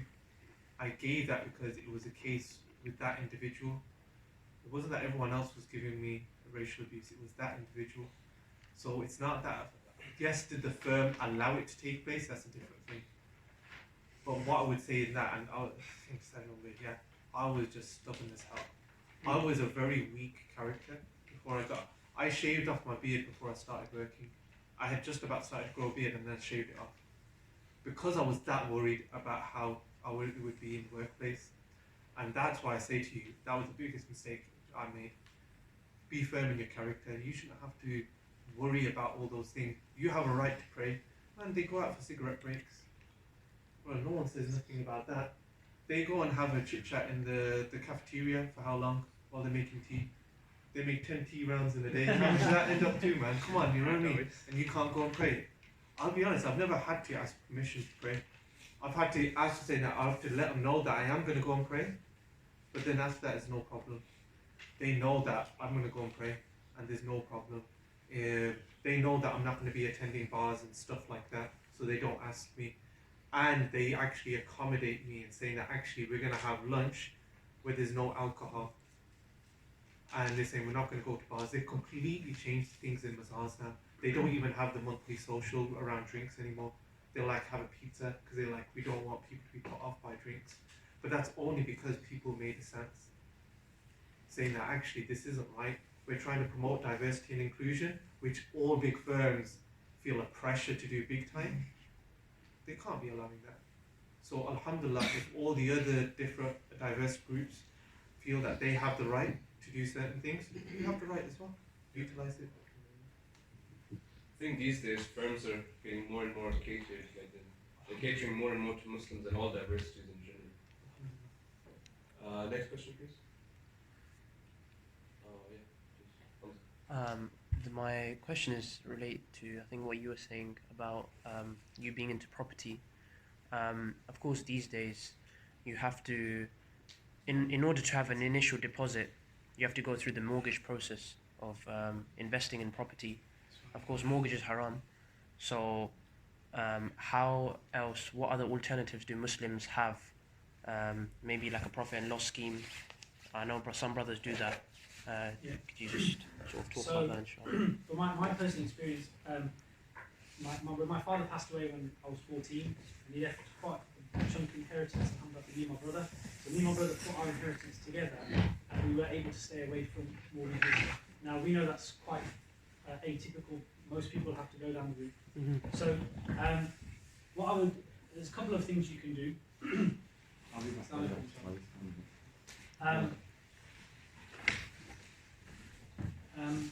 Are you familiar with Asian community? Where are you from originally? I'm a mixed, but I'm Pakistani. Yeah. Okay, so the Pakistani community, I think, is called committees. So Okay. yeah, that was Committee. yeah. So basically, when you've got let's say 10 people, and they all would agree to put in £1,000 a month, and so if you've got 10 people, you put in £1,000 each month, there'll be £10,000. Yeah. For example, and you'll have in order, each person will get 10 grand each month. Okay. Okay, so I know some people do that for like a 70k setup, and they'll get 70k straight up, and then you'll be paying that off for the next, I don't know, 4 years, whatever it may be, but you get that 70k straight up. Okay. Then I would say, so that's one way. Other one is borrowing from friends and family. But how much do you need to start a property? You'll be surprised. If you go up north, Leeds, Sheffield, you can pick up a property for 50, 60k. What, a flat? A house. A house? Yeah. So That's weird. don't be in any delusions of how much you need. Maybe it's a 1-bed house, a 2-bed house in Leeds. You may need a bit of work, but you know, for 50k you're getting a house. Yeah. And you can rent it out. The returns on the investment up north are far, far bigger. You're getting like $450 a month rent on a 60k house. You know, and so you can get yourself onto the property ladder. What I'd say is look north, and you can borrow maybe 20k from family, friends. Maybe do this, you know, like get a committee up going. You can get different places, get that money together. You only need about 50, 60k, and you're on the ladder. So you don't necessarily need hundreds of thousands of pounds. And then there's people there's Ariam Bank offer an Islamic buy-to-let, a Sharia compliant buy-to-let. So it depends on your position on the halal mortgages, specifically buy-to-let. So that's an option if you follow that way. So don't think you need that much to get the property ladder. Yeah, that's quite surprising that you said 50k for a property. Yeah, look, I'll just go on to Rightmove or Zoopla. Likewise, sisters, if you want to do the same thing, go and have a look. Just put in a property in Leeds, and you'll see it might be in a bit of a mashed up area, and it might need a bit of work, but you're getting a property for 50, 60k, and that's not something to look at. You don't need hundreds of thousands of pounds, and then you just build up from there slowly. Okay. So basically, you guys, all three of you, line up very well with some of the plans I have in the future. I want to start off working for a software engineering or data science company as Idris did. Reach the height of my career as Usman did, and then possibly start a company as Ali did. Also started. Yeah, that's. He's supposed to motivate you to do So of this month, I started. Is it a committee? Did you call it Committee. So I call in mine. I would just call it. But I've just started one this month. Oh, with you 8 of my friends. Smiley? Yeah. Yes, the Smiley community as well? Yeah. Okay. And also most of the East African community. So I've just started one with my friends whilst at uni. So putting around £100 a month each every month, and there's 8 of us, and invest in housing in Liverpool, which is Liverpool's probably one of the cheapest to buy. So I'm thinking about doing that whilst working at a software engineering firm. Good idea. Possibly reaching the height of my career as and then quitting and starting a business like Ali. So I want to ask you guys each what's one skill that I need to achieve each of those steps. One thing that I should prepare myself for, which I might not know, and how I can take the Quran and Sunnah and apply those things to each of those goals and those goals. Yeah, so it's a long-winded question. So if you just want to just simplify the question again. Oh yeah, okay. So one skill that you guys think I would need for each of those goals. One thing to look out for, just to. So you said there's things that you might not even think about. Yeah. That there's always ups and downs. So just one down, and how to plan for that, Okay. and also how you implemented the Quran and Sunnah Within that skill. within that skill. One question. 3 questions. Yeah. Yeah. So for me, well, based upon your, so first of all, congratulations, because you are an entrepreneur anyway, to be honest. Because the fact you're doing the committee at uni, if you guys, all of you guys got together, right? Imagine doing that £100 each, right? Phenomenal, right? The money that you guys could do with the stuff you could do. So that's The fantastic. person last though, the person who's last, they put in the money, they get the money right last. So Oh, is that how it works? yeah, you get the money last. So it's as though you saved it yourself. So try and be first if you can. Be the one to set it up, and you decide who gets the money first. So. And then you're also responsible to make sure everyone gets it. But if you do it first, you get He's the the money. hero of the community, basically. You know? So I would say the one skill, whether based upon what you're saying, work, you want to do this, and perseverance. Honestly, in life you're going to have to push out and basically persevere in any circumstance, whether you're at work, whether you've got your business. Remember, you're not just going to have this on your plate, right? I'm sure you'll get married, you'll have kids, your parents are getting older, there's going to be politics, X, Y, Z. So you have to think about everything. So don't isolate what you're going to, these plans, with reality, right? Which is your family, the politics, the issues, the trials that Allah sends your way, right? And the blessings that Allah gives us also. You have to persevere, and that it goes back to basically, and I'm not going to just be the standard off the books that you get, but you know, your purpose, why do you want to do this for, right? Like really, why do you want to work in industry? Why do you want to kind of be part of the committee? Why do you want to leave work and start a business? Like really, why do you want to? That's something only you can answer, right? Is it to excel? Is it just to have a good life? Nothing wrong with that, right? Is it to basically excel and help the ummah later on? Fantastic, right? So Sheikh Muhammad Sharif said to us, when you start something, you start your business or work, you have to have an enduring intention, right? Which is firstly is something which basically he says when you go after something of value like money, start your business, you always also have to intertwine it with basically it has to be something which is beneficial for the sake of Allah as well, right? So for example, you know, you wouldn't do something which basically just absolutely has no benefit at all, right? So try and do something which gives back to the Muslims. In terms of perseverance, the one thing I can say in terms of characteristics in the Quran and Sunnah is that your tawakkul in Allah will completely increase. Because you know, when you start your own thing, honestly, I've got a fantastically supporting wife. My kids don't know what I do. Anyway, they're fantastic, right? My mother's supportive, but honestly, you know, when it hits the fan, so many times we've just sat there thinking, like, what do I do? Honestly, and it's only you call out to Allah. Honestly, you know, you persevere, but your trust is in Allah, because you know, Allah is the only one that can change your affairs, truly, right? And when you start your business, honestly, the one characteristic I found is that you know your trust and your love in Allah is it's amazing, because you have no one. You haven't got a manager there, you haven't got a supervisor to help you, right? So when you know you've got a problem that potentially could lose your business, 6 figures, you sit there going, dang, what do I do? You raise your hands and you ask Allah, right? So persevere and increase your trust in Allah, and you can get through everything. Remember, Allah only wants what's good for you. Does that answer your question? Okay. Any questions from the sisters? Yes. I was going to ask, with starting your own business, do you like have like a backup plan in April? And also, you know how you said 90% again in the first year, like how does that look like for you all? And just rather like a guaranteed job. I found out afterwards. No. So yeah, so my backup plan is, remember, I worked, and taking away all the bravado that I brought to this, is that I worked for 10 years, right? I did have some savings for a few years, and I took 2 years unpaid leave. So what you do is, you always have to start with that. You have to start working. You always have to start working first and get some savings.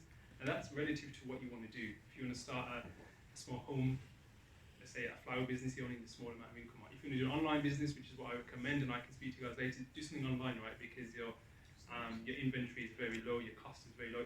My business cost me £2,500 to set up, which is pennies. You know, I'm not going to go into what we make, this, that, who knows, but the payback is, you know, it's amazing, right? Go finish university, get a job, start getting some money in, on the side set up your business. That's what we all do. All the guys that have done it as well. So you do it on the side, so you have some income coming in, and you do it on the side. Once you'll see that you can put an income that's the same, if not greater than what you're doing in terms of work, then you can decide to leave out. So you always have to have a backup plan. So remember, I've got 12 years in industry, so if business goes pear-shaped, I can go back into industry, right? I've got 12 years of experience. I did work my way up. So what I would say though is, what year are you in, sister? First year, fantastic, awesome. How many years is the degree? 4 years or 3? So you should. My challenge to you is to. I'm gonna go 50-50 on this. Is basically is to have a small business set up by next year, because you know you've got nothing to lose, right? Because you're already in debt. I'm just joking. You may as well start it because the aim is I want students to start something in the first year. So by the fourth year, by the time the fourth year comes, you've paid all your debt. So imagine you've got no debt once you leave university, right? At a minimum, you don't continue that business afterwards. Imagine you've just paid off your debt. Fantastic, right? So I would say start a business now, start researching. I can give some details to Hamza to try and send out, and I can get you guys on a path, and it just involves a lot of reading, a lot of sacrifice. Do that now, inshallah, and then, make it on, inshallah, make it easy for inshallah. Yes. I was going to ask, when you were working for 12 years, Yeah. were you like, you said you were saving money on the side, so were you spending a lot of money, or were you like just trying to get by just to save money? I mean, the question I guess is for all of you guys, but how did you guys try to save money? I just saved near the end once I started my business for the 10 years with 3 kids. It was impossible, to be honest. My salary wasn't fantastic early on, so I didn't have a massive amount of saving. I just ensured I had about 1-2 years worth so I could cover the rent. When you start your business, there's a risk. I jumped into the unknown. Could have been completely pear-shaped, but honestly when my mom said do it, and I was comfortable, I was pulling a wage. Even to this day now, right? Was knows more about the business. I could wake up tomorrow, and because of the nature of my business, it's quite risky. The business could be completely closed, literally in the next hour, the next one, because it's under, it's the nature of the business that the element that I work. Very lucrative if it works, but if not, you have to just put your trust in and just do things sometimes, right? Money should never be a barrier. You can always lend some money from friends and family, right? And make sure you pay back and this and that. So I'd say money is the least of your issues. It's more about if you have the desire to basically go out there and do it. That's what it comes down to. And a lot of people, and I was one of them, we don't have the ability to make that change and do that sacrifice because the pain is not strong enough. You don't have a why. When you have a job and you're comfortable, it's impossible to do this. So I would say if you're going to start your first year as well, sister, that's fine. I'd say start something inside now. Just start it. And the risk is completely limited, right? You need savings, then you just start it on the side and just see what happens in 2 years' time. One thing I would just add is that when you start working and income starts to come in, it's very easy to think, oh wow, I've never seen this kind of money coming in every month before. And you can, oh yeah, I'm going to go out and start buying stuff. And literally, you see people just going out shopping sprees and buying designer this, designer that. And I have no problem with people enjoying themselves, no problem with it whatsoever. But have a long-term goal. If you don't have the long-term goal, you'll splurge all that money. And then you'll be like, I haven't saved anything. If you have that long-term goal, something to aim for, you'll realize actually that I've got to be a bit more mature about this money. I need to achieve this. I say deposit on a house or whatever it is for a business. So just be mindful of money. Enjoy yourself. Of course, you're working hard. Enjoy yourself, but just be mindful of how you spend it. That's what I would say. And don't let that be at the detriment of giving, sadaqah, all those things. Keep giving in that area because you'll see that come back more than you ever imagined. A couple of questions to all the brothers, and for those who want to continue studying about the religion whilst also progressing in their career, is that something that realistically can be done, or I don't know if this is directly Brother Idris or if the other brothers can also pitch in an answer. Did you sort of for a period, did you see that, is it possible that I can work and also study the religion at a good pace, or do you feel the need that if I want to study religion, I can only do it full time, there's no part time? So what would be the objective of studying here? Is it just for personal advancement or actually to maybe become a teacher? For personal advancement. Okay, so if it's personal, then definitely on the side you can do it very easily. Even like where I'm studying with Sufa, they offer a part-time Alamiya program. But the full-time is 6 years, so the part-time is probably like 9 years, maybe 10. So you can even become an alim whilst studying. So a lot of doctors, professionals who work in the day and they do the part-time Alamiya course in the evenings. It is a long time, 9 years, so people do that. In terms of if it's just for personal development, making yourself better, I think every person should have, even though you're working full time, you should be working on yourself. Absolutely, that's very easy to do. Whilst you're working, become the best you can in your professional career, but working on yourself, everyone should be. You don't want to have these two extremes where people are like, focusing on their kind of religiosity, spirituality, but they've got no job. And then you've got people who are really, really advanced in their career, but if you ask them anything about religion and Islam, they're just clueless. You don't want this. You want to have basically people who are professionals, really good in their career, but they've got a grounding in their Islam. It's very easy to do. Even if you attend, what I'd suggest is consistency. You attend one let's say circle. You're reading one book a week, but consistently, you will progress like amazingly. So, and that's just one hour a week you can do. People will easily do more than that. So it's very, very feasible, and actually it's something I would say everyone has to do. Even if you're working, you should be giving an hour to your personal development, your spiritual development, even in your careers. It's like almost a fun, almost like everyone has to be working on yourself. It's not you're not finished. You have to work on yourself till the day you die. And even if you're professional in your career, be the best in that, but don't let your deen suffer as well. So you can. You touched on what Rizwan was mentioning before, how you get two extremes. You can't really find that many successful practicing role models in the workplace. Yeah, exactly. We want to have both, and we're now like a more mature. We're becoming a mature community in the UK. Yeah. My mum wasn't born here, but I was, so I'm sure the same with you guys. We're getting more mature and embedded in this culture. So we need to have those role models who are really professional, but also have got an identity and a connection to their religion. So we want to kind of fuse those. So definitely that's something we want to try and do. I think after listening to this answer, hope everybody comes to the next halakha. Sure. Next question, please. Yes. It's a short question, but why is Islamic activism important to you? So I think we've got that as the next point. So if there's no more questions, we can kind of round up. Because I know you guys. How long have we got? Until 9 we can. Kind of one question for Idris actually. Idris, the path that you took, is it really different for sisters in terms of like student knowledge kind of stuff? Any other obstacles for them, or is it? As far as I see, like certainly at Asufa's got a full-time sisters program as well. So there's full-time sisters graduating, and even on the part-time sisters, full-time sisters. So there's no difference in that regard. Maybe traveling abroad, I'm not sure, but I've not seen anyone do. And even in our history, to be honest, Sheikh Akram Nadwi, he's recently finished a book. He's written 60 volumes on the female scholars of hadith of 8,000 female scholars of hadith in our tradition, going back in the medieval years, and they all had to travel for knowledge, and so it's embedded in our history. Women traveling, and it's only modern times which has been, I don't know. It's not really an issue. It never has been an issue. It's only an issue if you make it really. But in our time, we've got so much stuff on our doorstep to do. But I don't know, because obviously I've not myself. I don't have those barriers. But from what I've seen, certainly in my institute, sisters are graduating, on their doorstep, full alimas, and they become teachers as well. After graduating, they become teachers at the same institute as well. Yeah, what she did, mashallah. Do you have any other questions? Yes. So this might be a stupid question, but from what I've heard from other people, is that there is a big pub culture, so the after-work pub culture, and that's where usually colleagues get to know each other, get to network better. I mean, as a Muslim, is there a realistic way around that? Can you decline every sort of invitation without harming your own relationship? I think you mentioned before in Mazars is different, they're trying to change the culture to have these and experts.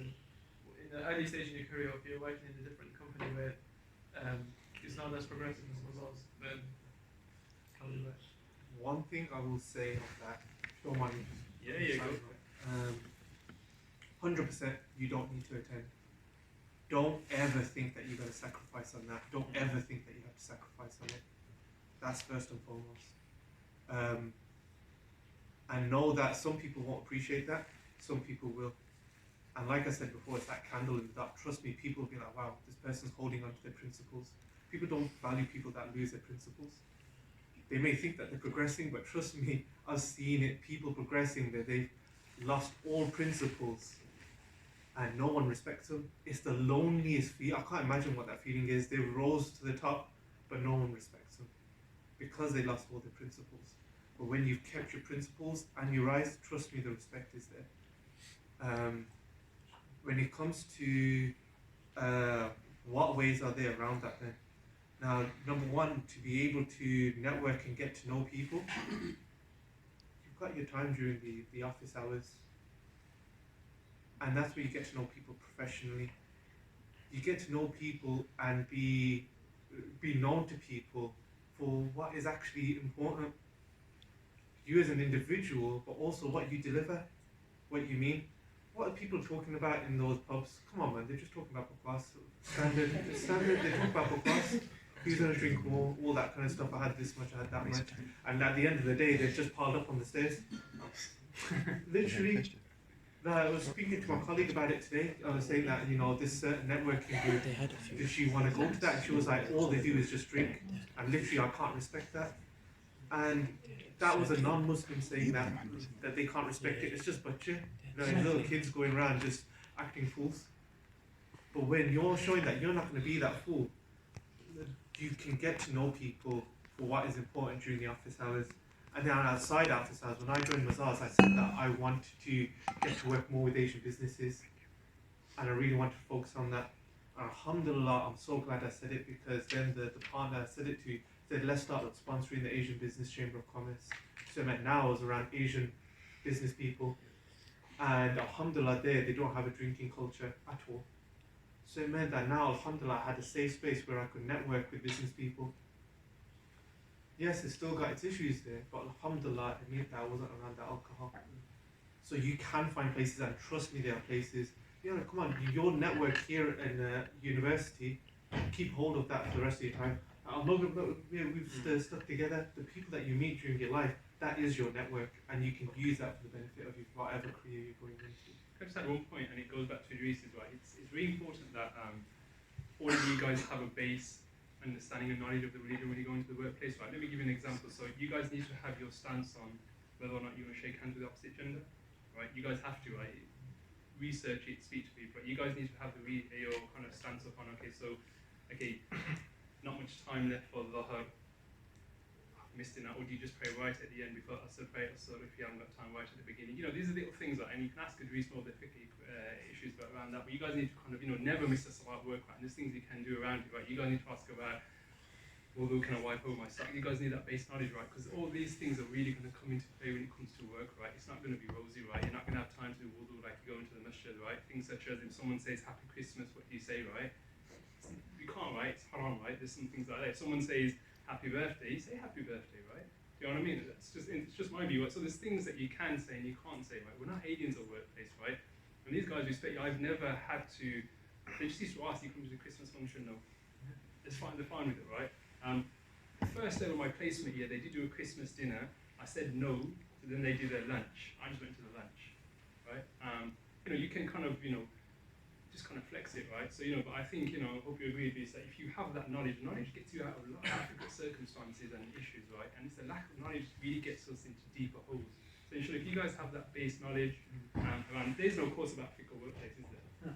No, there's no, so there should be, right? So then, if you have that, you feel much comfortable. But honestly, workplaces are so much more advanced that, honestly, I hand on heart, I don't think you guys have any issues on that, because you got people like Ridwan and other people there now, inshallah, setting the foundations. And if you do have an issue and you find the culture is an issue, then inshallah, work as much as you can, find another job and then slide out when you can, inshallah. You don't need to do any emergency maneuvers and just kind of just throw your job in, right? But just kind of ease into another job, inshallah, and then something else will come. Because some of you will get stuck into a job where you probably have these issues, right?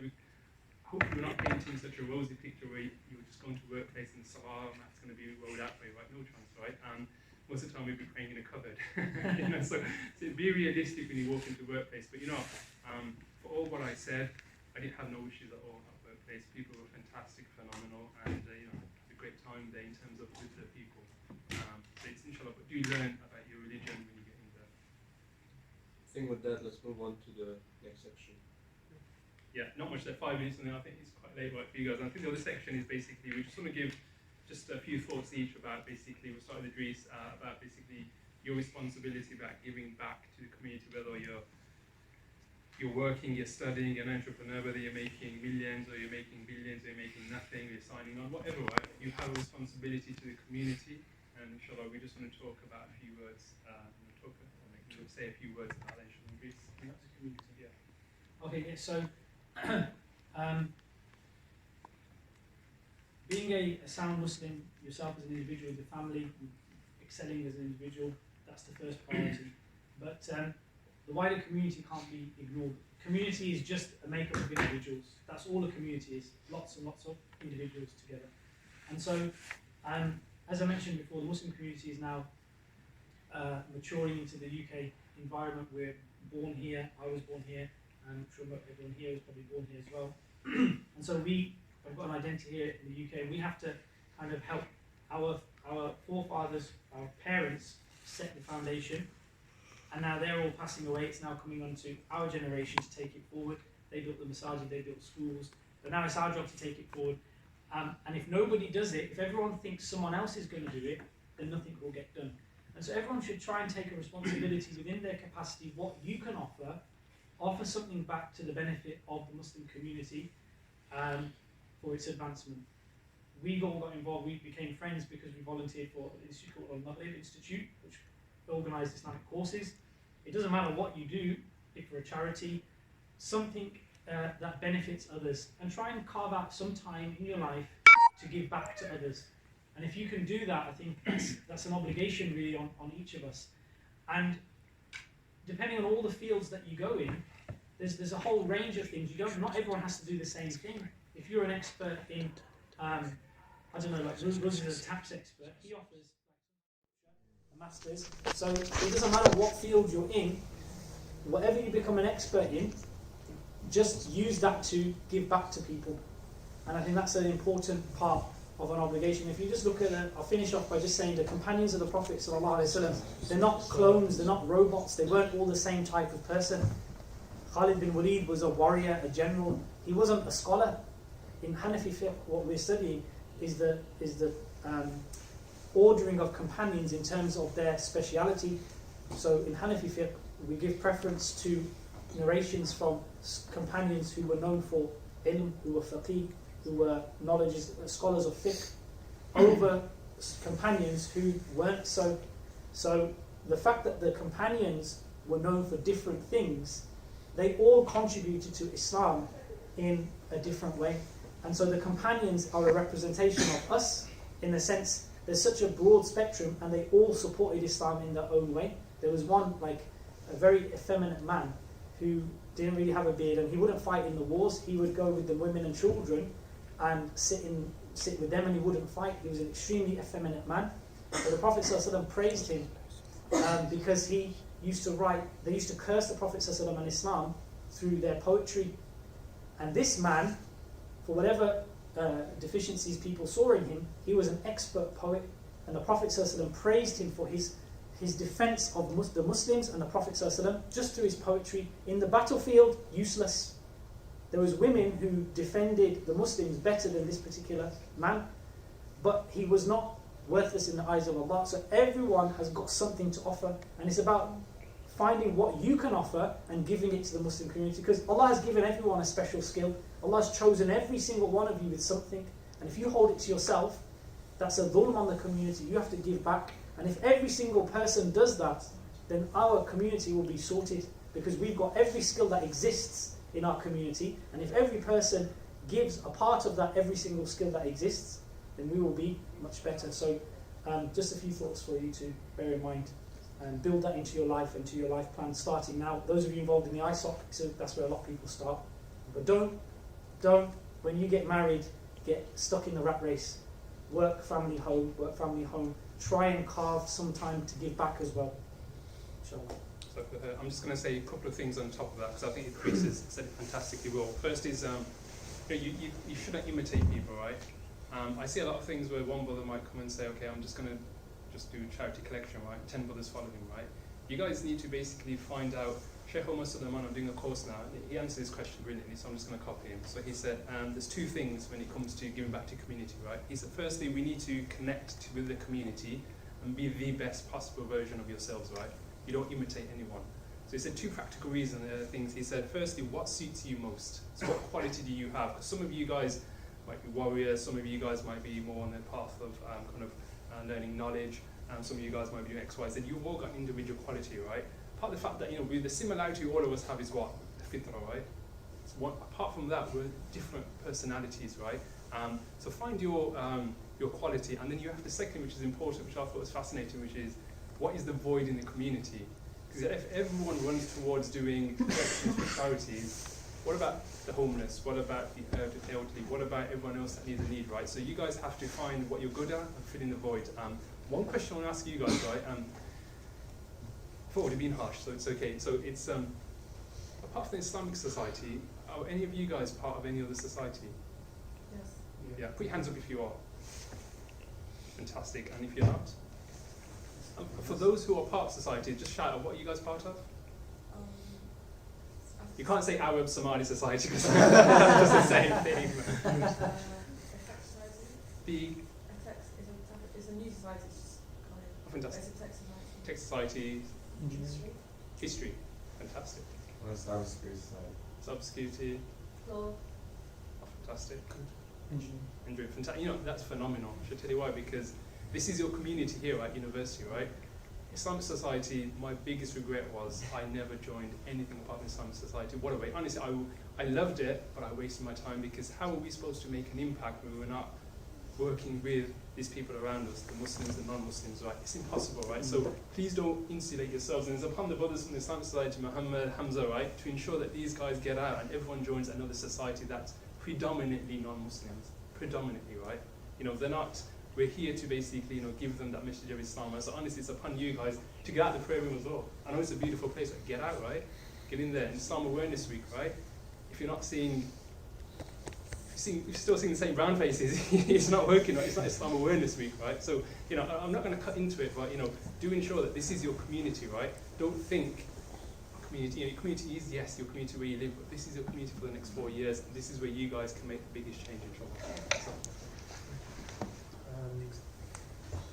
Just the last point I'll just add on to that actually is when you say giving back to the community, realise that that community can take different shapes and forms, be it your family, as Idris mentioned, but also whatever group you're in, whatever scenario you're in, you have an opportunity to give.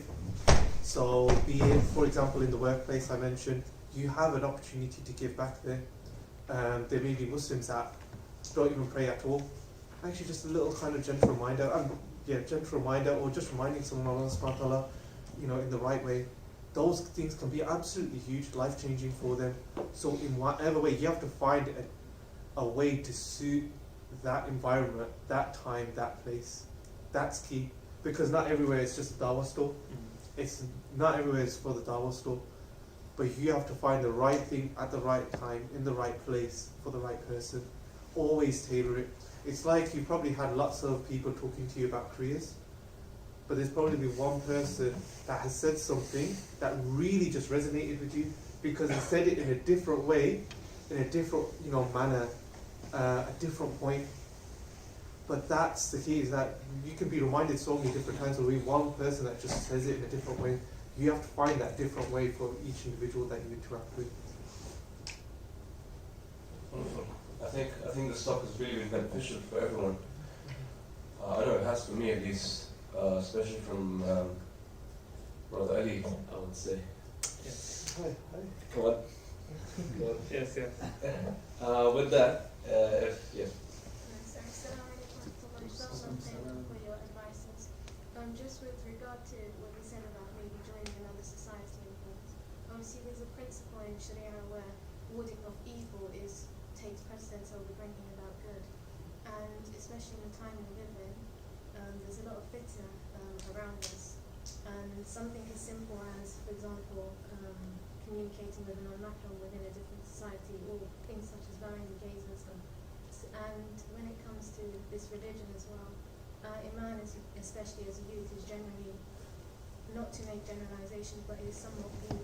So would you say the focus should be on maybe spreading that and strengthening that within the Muslim community first, because we should always look to the Muslims first, and then, if we can, maybe projecting that to the non-Muslims? I would defer that to Idris, if that's okay. Yeah, what I would say is, it kind of goes to what Sav said about not competing or copying other people. We all have different skills, we all have different focuses, and everyone's going to be active in the community in different ways. Some people will focus on the Muslim community, giving dawah and advancing the Muslim community. Some people will focus on political engagement. Some people will focus on dawah to non-Muslims. These are not conflicting objectives. They're all complementary, because Islam is not the progress of Islam in this country is not one thing. It's all of these things together, and the Muslims have got to do all of them. And Allah has made us all unique and varied, and in that is a blessing, because we can, based on our variances and our different interests and our different skills and our different alliances and different focuses, we can then cater for all these different needs. So yes, focusing on the Muslim community is absolutely a priority, but it's not the only thing. We need to do the whole spectrum of things, and the good thing with the Muslim community, there's plenty of people to do each thing that needs to be done. There's a good group of people who just focus on teaching the Muslims, reviving their iman, teaching them the religion, and bringing them back to Islam. And there's a good bunch of people who just focus on dawah to non-Muslims. So these are not conflicting things, and we need all of them for Islam to flourish. So I hope that maybe clarifies. I was just going to say, just before we finish, we just want to, just because we thought it's good to take it upon ourselves, we just want to give 1 minute, one advice that we would give ourselves if we were you guys 34 years back. That's how old we are, you know, inshallah. So if you guys find, we'll just literally just do 1 minute each, and that way inshallah you guys can benefit from, you know, where we've come from. So is that okay, Hamdulillah? We'll call it quits from there, inshallah. Idris? Okay. One of the biggest pieces of advice I'd give is don't jump around too much. Don't start one thing, do a little bit, then stop, start something else, then do it for a few years, then stop, and then do something else. Try not to do that. In fact, don't do that. It's okay to try different things, but whatever you do, become an expert in that field. Yeah. Okay? Because if you become a jack of all trades, master of none, you will lower your value. Even if your field is very niche, like brother is going to be doing agriculture, it's a very niche field, but if you become an expert in that field, you will be required, you will be valuable. So it's very easy, as things are not going well, to jump around and leave something. Oh, it's not going well, I'm not enjoying it, then go to something else. Oh, it goes well at first, I'm not enjoying it, go to something else. It's a common habit amongst young people. But understand that when you look at people who are super successful, they're successful after lots of struggle and wanting to quit. Wanting to quit is part of the path to success. So try and whatever you do, just take it to the best. That's the advice I would give my 20-year-old self 15 years ago, is whatever you do, just take it to the best. Take it to the highest level you can. If you're going to be a software programmer, be the best you can. Take it to the highest level. Whatever you choose, whatever you finally settle on, make sure you take it to the best and don't jump around too much.